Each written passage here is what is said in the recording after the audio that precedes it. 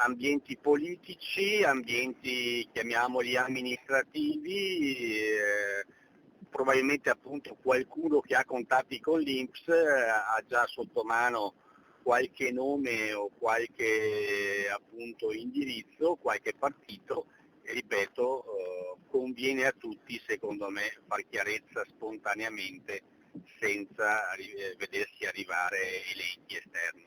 L'appello arriva dal presidente del Consiglio regionale nelle ore in cui soffia forte il vento del sospetto a Palazzo Ferrofini, dove si vocifera che tra i richiedenti del bonus non ci sarebbero solo i leghisti Gianluca Forcolin, Riccardo Barbisan e Alessandro Montagnoli, altri sarebbero i soggetti coinvolti anche di altri partiti, 4-5 nomi che girano, ma al momento non si conferma né si smentisce. Certo, le parole del presidente dell'Assemblea regionale lanciano un'ombra. Prima o poi i nomi verranno fuori, quindi è meglio che qualcuno faccia outing da solo senza che arrivi dall'INPS magari la lista di proscrizione.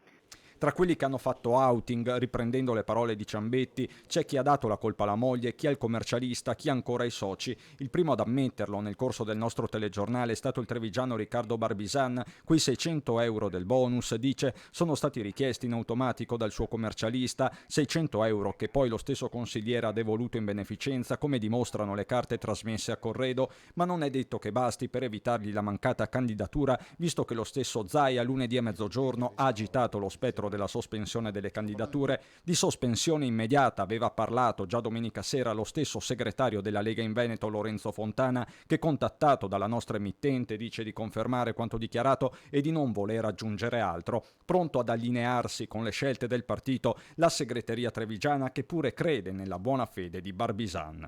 È sicuramente una leggerezza che ha avuto nell'affidarsi pienamente, come fanno molti di noi, al proprio commercialista. Anche chi fa politica può sbagliare, se lo sbaglio è uno sbaglio di disattenzione, può essere anche concesso e se rimediato tempestivamente anche, fra virgolette, riconosciuto. Ma il nome più illustre è quello del vicepresidente della giunta regionale, quindi vice di Zaia, Gianluca Forcolin. Chiaro che sia la situazione più imbarazzante. L'altro nome eccellente, Alessandro Montagnoli, consulente finanziario e presidente della prima commissione consigliare a Palazzo Ferrofini, che ha affidato a Facebook il suo sfogo parlando di leggerezza ma in buona fede. Il veronese dice di aver chiesto il bonus di comune accordo con la moglie al fine di devolvere la somma alla protezione civile.